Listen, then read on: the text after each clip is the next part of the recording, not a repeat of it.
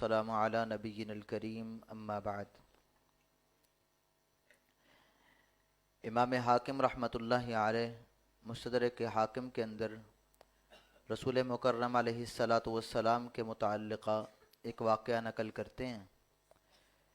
ایک دن اللہ کے رسول صلی اللہ علیہ وسلم ایسے وقت میں جس وقت میں عموماً آپ گھر سے باہر نہیں نکلا کرتے تھے اور لوگ بھی آپ کی ملاقات کے لیے نہیں آیا کرتے تھے، غالباً دوپہر کا وقت ہوگا، گرمیوں کا موسم ہوگا، اور آپ صلی اللہ علیہ وسلم اپنے گھر سے باہر نکلے اور مدینے کے کسی چوک چوراہے کے اندر آ کر آپ ٹھہرے۔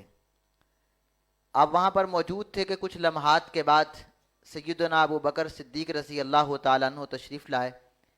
رسول مکرم صلی اللہ علیہ وسلم نے پوچھا کہ ابو بکر رضی اللہ عنہ اس لمحے تم کس کام کے لیے آئے ہو؟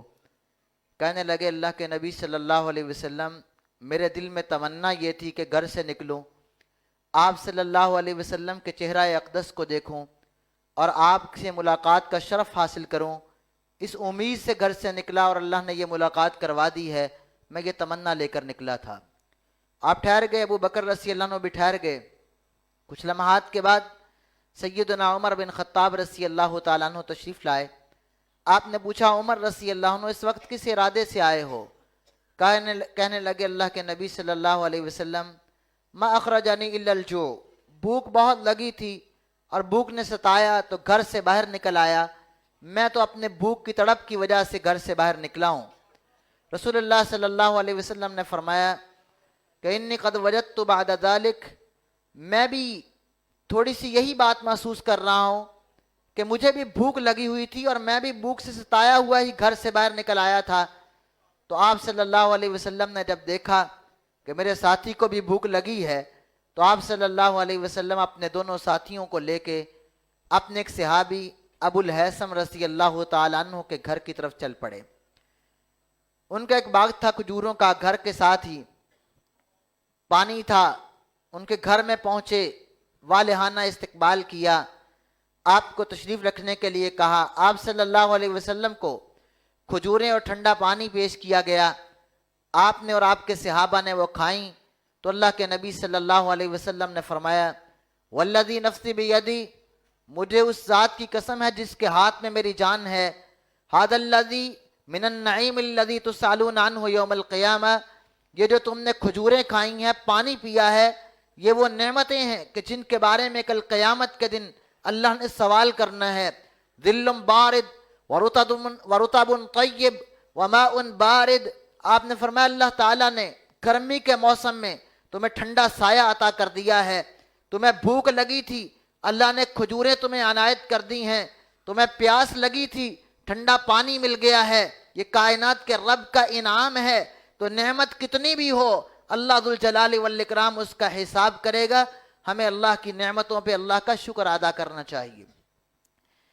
رسول کائنات علیہ الصلاۃ والسلام کے صحابی ابو الہیثم رضی اللہ تعالیٰ عنہ پھر چلے کھانے کی تیاری کے لیے، اور اللہ کے نبی صلی اللہ علیہ وسلم کو بتاتے ہیں کہ میں جانور ذبح کرنے کے لیے جا رہا ہوں۔ آپ نے کہا کہ دیکھنا دودھ والی بکری ذبح نہ کرنا بلکہ کوئی اور جانور ذبح کرنا۔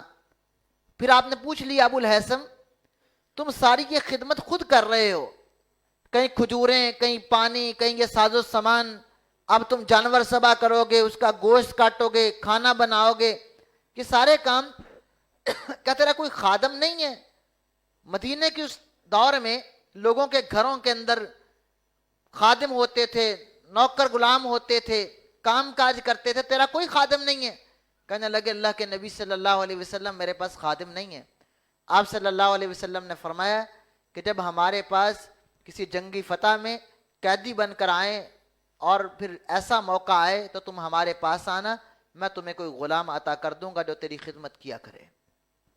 سیدنا ابو الہیثم رضی اللہ تعالیٰ عنہ فرماتے ہیں پھر ایک موقع آیا، مدینے میں قیدی آئے، اللہ کے نبی صلی اللہ علیہ وسلم کے پاس میں پہنچا، میں نے کہا اللہ کے نبی صلی اللہ علیہ وسلم آپ نے کہا تھا قیدی آئیں تو مجھے بتانا، میں اس وعدے کے مطابق آیا ہوں۔ آپ صلی اللہ علیہ وسلم نے 2 قیدی پیش کیے، فرمایا یہ 2 ہیں غلام، دونوں میں سے جو تو لینا چاہے وہ تیرا ہوا، لے لو ایک غلام جو لینا چاہتے ہو۔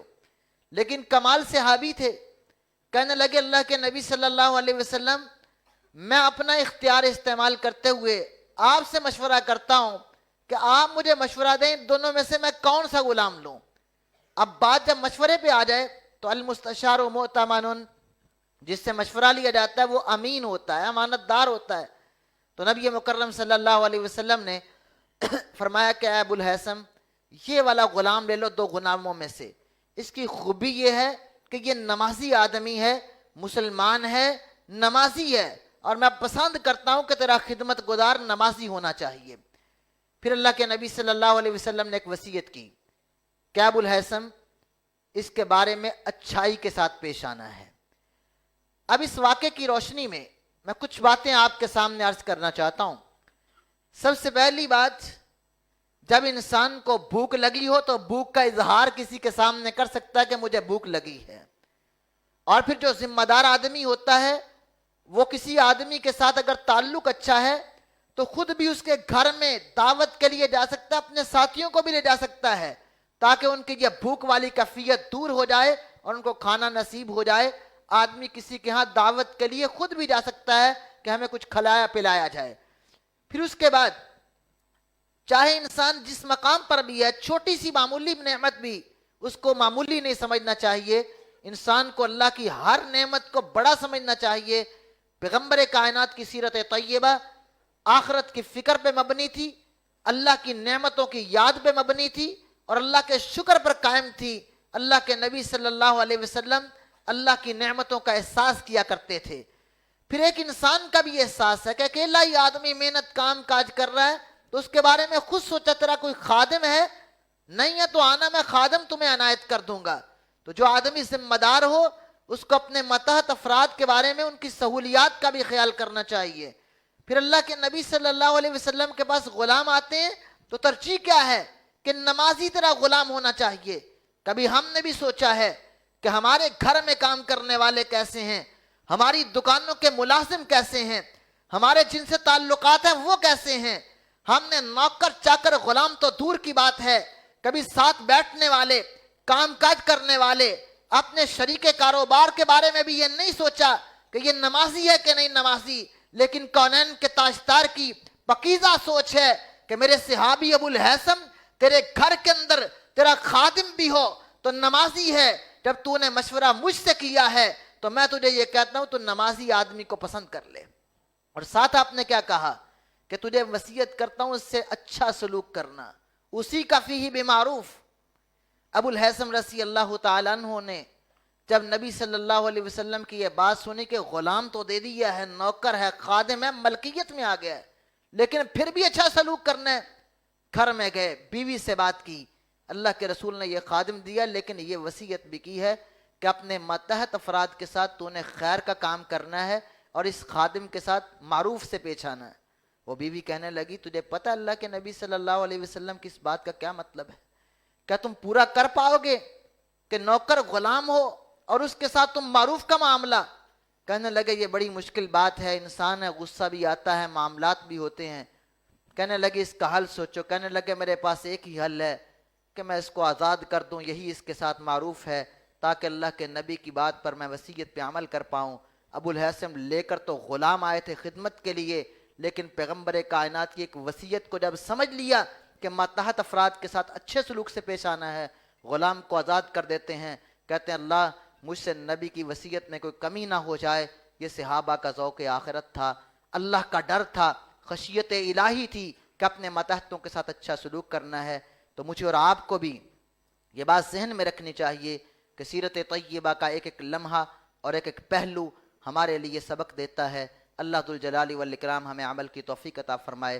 وآخر دعوانا الحمدللہ رب العالمین۔